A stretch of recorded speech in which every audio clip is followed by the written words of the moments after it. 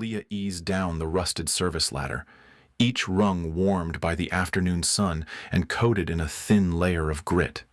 The metal groaned under her weight, the sound vanishing quickly into the vast hollow of the quarry. She kept her breathing slow, each inhale and exhale controlled so as not to disturb the pale dust that floated in the still air. Strips of light fell through gaps in the broken roof above the access tunnel, turning the drifting particles into faint golden threads that swayed in the heat. At the base, she paused in the shadow of the tunnel's mouth, letting her eyes adjust to the brightness beyond.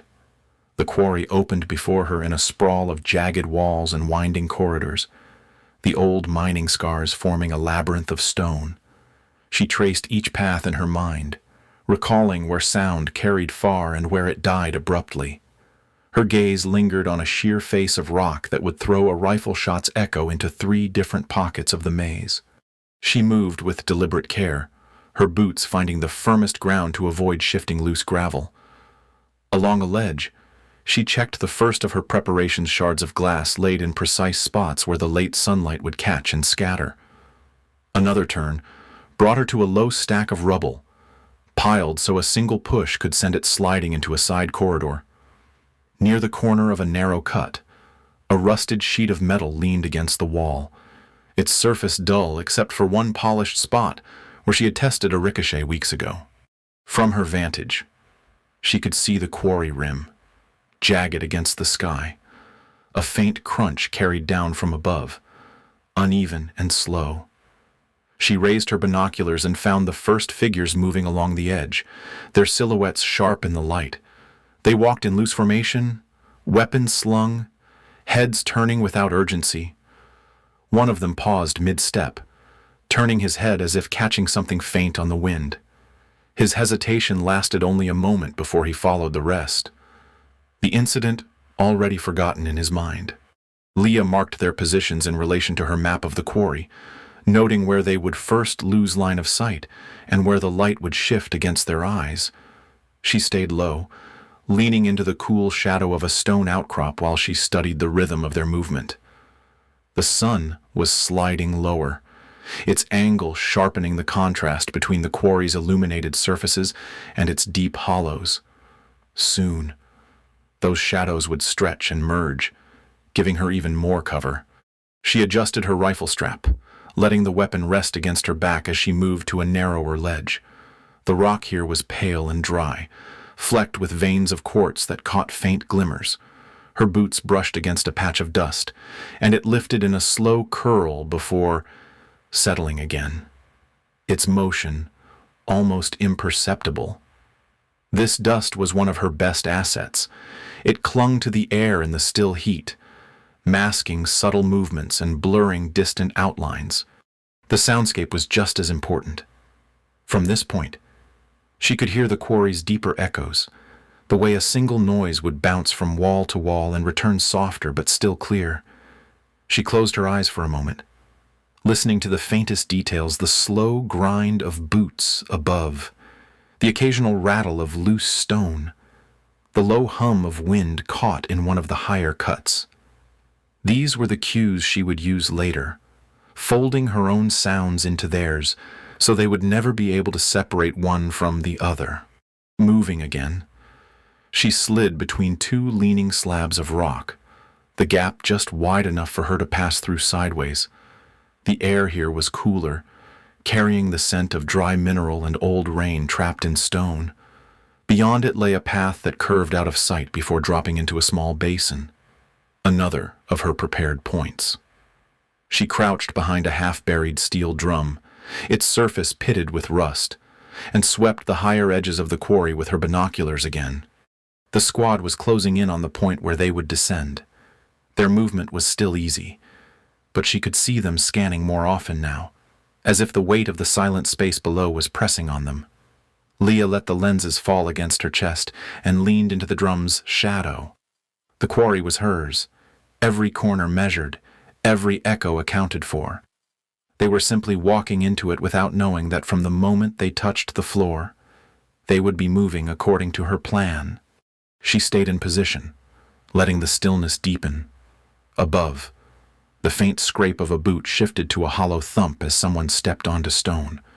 Pale dust shimmered in the air, drifting slowly down like the opening signal of an unseen curtain. Leah's hands rested on her knees, steady and patient, her mind already 3 moves ahead. The power was not in the first shot. It was in the way she would make the quarry itself turn against them. Leah settled onto the narrow ledge, her body pressed flat against the pale stone. The wall to her right was sheer and smooth, perfect for bouncing sound across the quarry. The drop to her left was steep enough to vanish into shadow, its floor lost in the dim light below. Dust hung in the air in faint, shifting clouds, catching on the edges of the sunbeams that spilled through breaks in the quarry's rim. She adjusted her rifle slowly, her cheek settling against the stock without hurry. The lead man of the squad had just stepped into a stretch of exposed rock. She steadied her breath, let the sight picture rest not on him, but on the wall beside him, and squeezed the trigger. The hollow boom rolled out instantly, bouncing from wall to wall, splitting into 3 distinct echoes that seemed to come from entirely different directions. The man flinched toward his left. Another dropped into a crouch, and all of them scanned the wrong side of the quarry. A burst of pale dust drifted into their path from the impact point, softening the outlines of their figures. The squad's posture shifted from casual to cautious in seconds, their heads turning sharply as they searched for the unseen shooter. Leah remained still, her scope already moving to the next point she had marked. She slipped back from the ledge and into a narrow gap between 2 slabs of rock. Here. The air was cooler, and the ground beneath her was a firm slab that would not betray her with loose grit. She moved in silence along the concealed path, her boots finding the shallow notches worn into the stone from years of water runoff. The route curved out and down, bringing her to another overlook positioned at a different angle to the squad's movement. From this new vantage, she could see them still scanning the upper walls, their rifles angled toward shadows far from her location. She aligned her rifle on the rusted metal panel she had placed weeks earlier. Its surface was dulled by time, but she had polished a small patch at just the right spot for maximum resonance. Her shot cracked through the air, and the panel rang out with a metallic note that seemed to come from a distant perch beyond the squad's reach. They jerked toward the sound, their voices rising in a mix of clipped radio chatter and sharp commands. The echoes carried the metallic ring along the quarry's far side, warping its origin into something almost spectral. Dust swirled near their boots as they turned in overlapping arcs, their formation now tighter, their movement hesitant. The space between their steps stretched out as if each man was weighing the risk of taking another. Leah let the rifle rest on its sling, her eyes narrowing as she studied their reactions. The shift was subtle but decisive. The squad had moved from a search pattern to a defensive posture. They were no longer advancing with purpose but with suspicion, their attention divided between too many possible threats. This was the moment she wanted, the hesitation that could be widened into doubt. She stayed in position, motionless except for the small movements needed to track them through her binoculars. The quarry's air was so still now that the suspended grit seemed to hang in place, tiny motes turning slowly in the shafts of light. Somewhere above, a faint stone clinked against the wall, and the sound ricocheted unpredictably, adding another false note to their already muddled perception. When the squad began shifting toward the left-hand corridor, she made no move to stop them.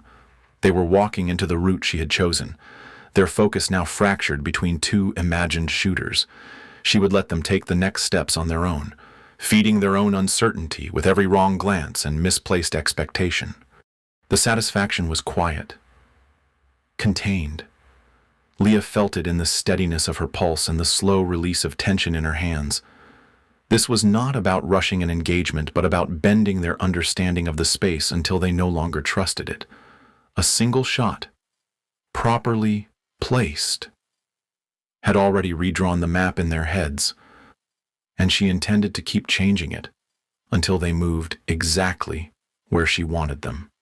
The squad's pace had shifted into a tense rhythm, their heads turning in short, sharp motions as they scanned each corner. Leah watched from the shadow of a narrow cut in the rock, her breathing slow and measured. The quarry's warmth pressed down, and pale dust lingered in the still air, moving only when disturbed by a passing boot or a shifting rifle sling.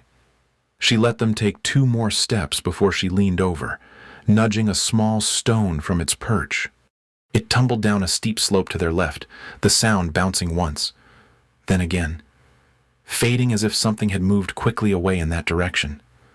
The lead man turned toward it without speaking, his rifle barrel dipping slightly as he adjusted his angle. Leah saw the formation tilt that way, subtle at first, then committing to the turn. The sound had done its work. They were drifting toward a path she had chosen for them hours before they arrived. She moved along her own ledge, keeping parallel to their line of travel.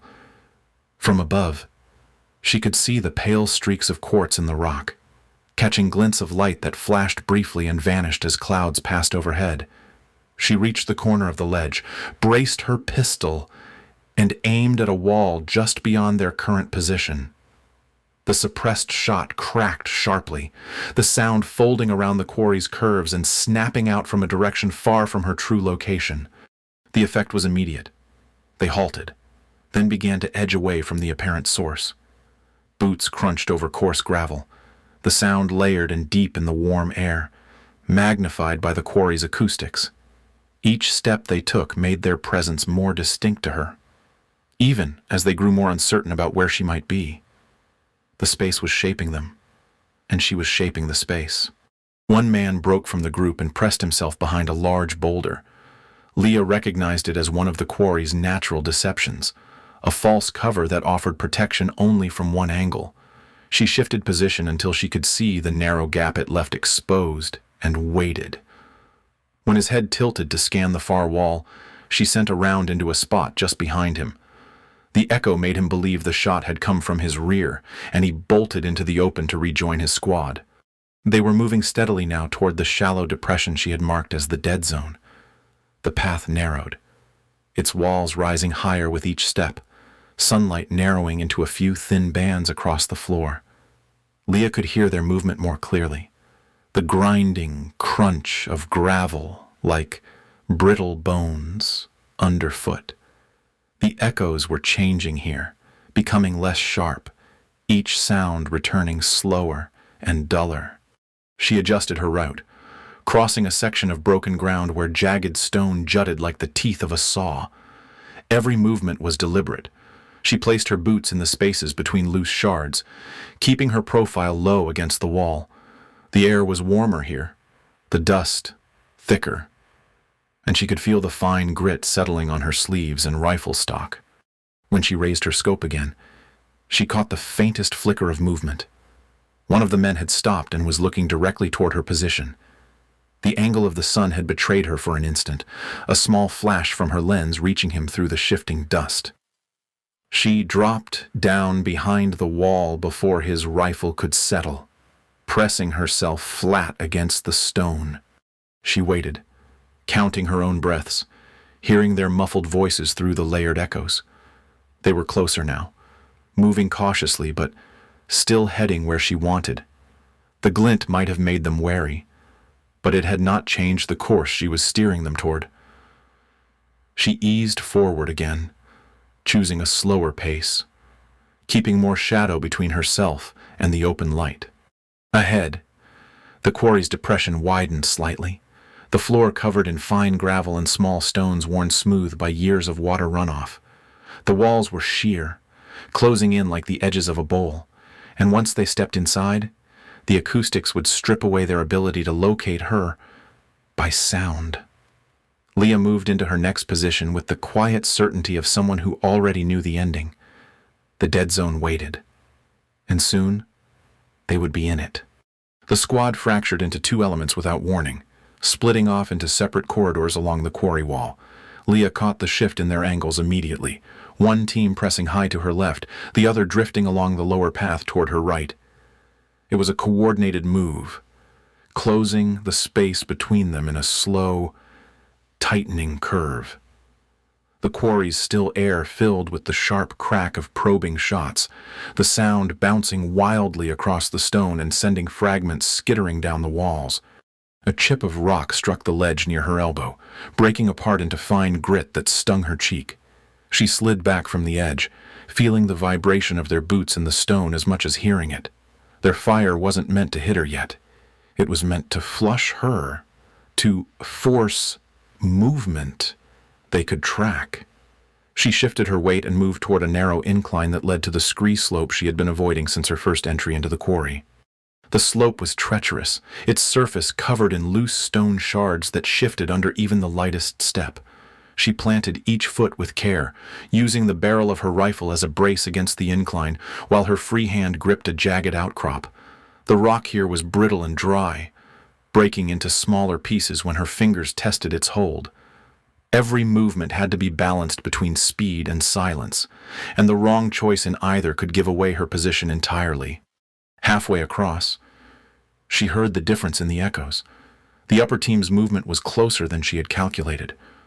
A ricocheted report had bounced oddly, masking their true approach, and now they were nearly within sight. She crouched lower, pressing her body into the slope's surface, feeling the unstable stones shift slightly beneath her knees. The air carried the faint rasp of boots sliding on gravel above, and she froze, letting the noise pass over without adding her own. A gust of wind cut down through the quarry, sudden and sharp, pulling a veil of dust from the higher ridges. It poured into her line of sight, turning the world ahead into a hazy smear of shifting grays and yellows. She could barely distinguish the jagged silhouette of the opposite wall, and the path forward was reduced to faint outlines. The grit caught on her face and in her hair, scratching at her skin as she narrowed her eyes against it. Deprived of clear vision, she leaned entirely on sound. The quarry seemed different in the blindness. Each noise was sharper, the angles of its arrival more distinct. She caught the heavy exhale of someone bracing against stone, the dry click of a weapon's safety being toggled off, the almost imperceptible drag of cloth against rock. These sounds marked positions better than any scope could in the dust. Leah stilled herself entirely, slowing her breathing to a measured rhythm.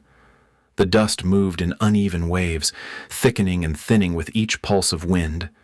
Somewhere to her right, a small rock rolled and struck another, the sound dampened by distance but unmistakable in its direction. She kept her weight settled low, resisting the urge to change position until she could see again. The upper team's boots scraped faintly as they edged along a narrow lip. She imagined the path they were on, uneven, broken in places, exposed to the air on one side and the wall on the other. They were taking the risk of moving along that ledge because they believed they had her boxed in. The radio chatter drifting between them was quieter now, clipped and focused, their confidence tempered by calculation.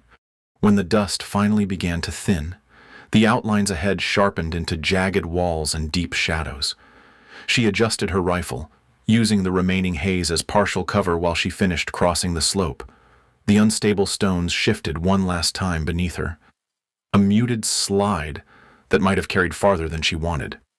But no movement from either team signaled detection. She reached the solid ledge on the far side and flattened herself against the wall, letting the stone's cool surface soak the heat from her arms. The teams were still moving, their paths narrowing toward a convergence point. Leah let the pressure settle in her mind, not as panic, but as a renewed awareness that control was always in flux. The quarry might still be hers, but in this moment it had shown her that it could turn against her as quickly as it had against them. Leah eased into the final Overwatch, a narrow recess in the cliff wall that was almost invisible unless you knew it was there. From this niche, she could see the full spread of the quarry's dead zone, a low, flat space surrounded by sheer stone that rose in pale walls on every side. The air here felt different, heavy and close, the usual ricochet of sound swallowed into nothing. Light filtered down in thin, slanted beams, each one turning the drifting dust into a slow, moving veil. She let the squad move into the depression without interference, their boots making a coarse scrape against the gravel floor. Without echoes, every step they took landed sharp and exact, the sound locked in with no place to hide. Their pace faltered almost immediately as they sensed the shift in the space. Leah stayed still, her cheek against the stock, watching them through the scope without committing to a trigger pull just yet. When she did fire, it was a single, clean shot. The crack was crisp and immediate, cutting across the open space without any of the rolling echoes that had confused them earlier. Dust stirred near the target point, curling upward into the sunlight like smoke. The squad reacted sharply, ducking toward cover that barely broke their silhouettes against the pale walls.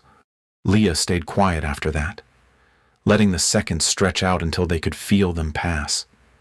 The air seemed to grow warmer, the silence pressing in tighter. Then she shifted slightly within her recess, adjusting her angle by a few degrees, and took her second shot.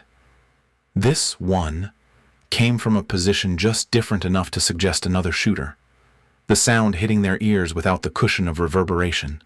Their return fire was immediate but ineffective, the rounds striking stone with dull, trapped impacts. In the dead zone, the absence of echo made their own fire feel small and close, stripping away the illusion of reach.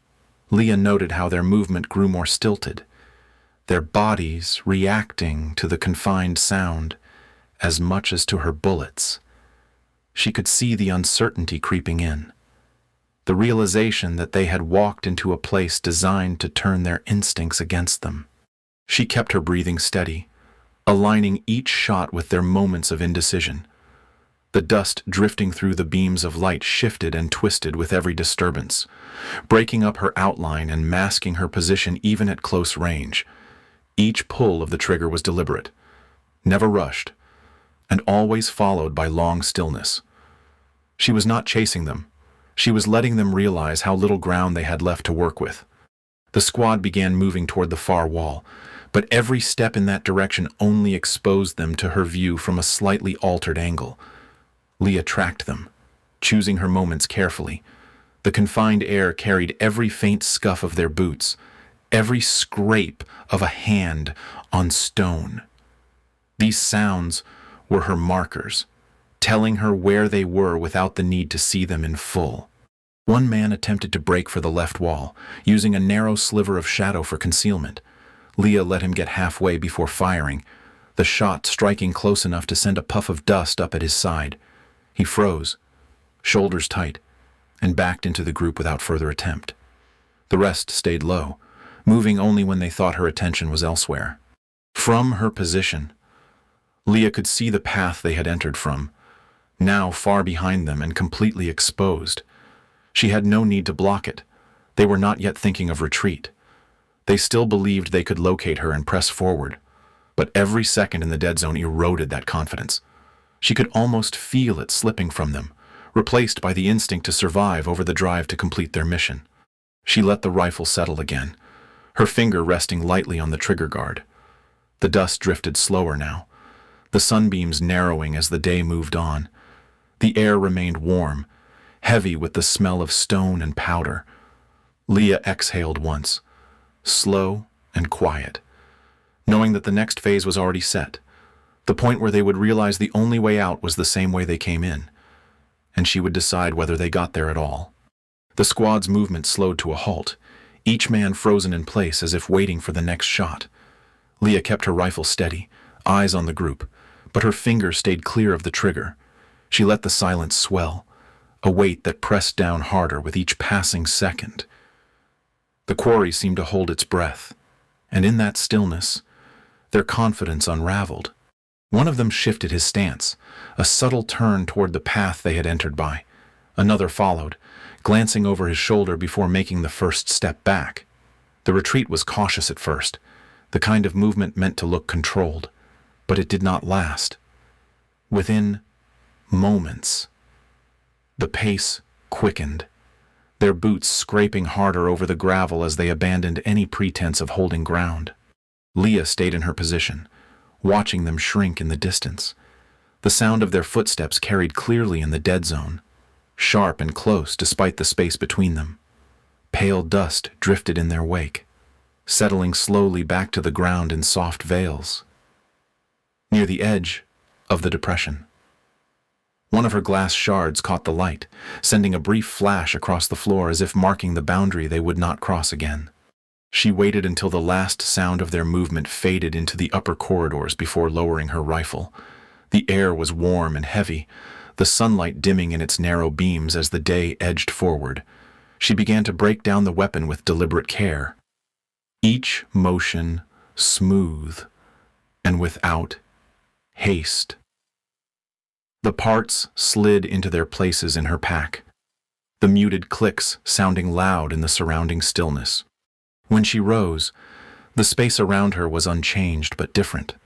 The dust continued to drift, but now it moved without disruption, the quiet uninterrupted by distant voices or the rasp of boots on stone.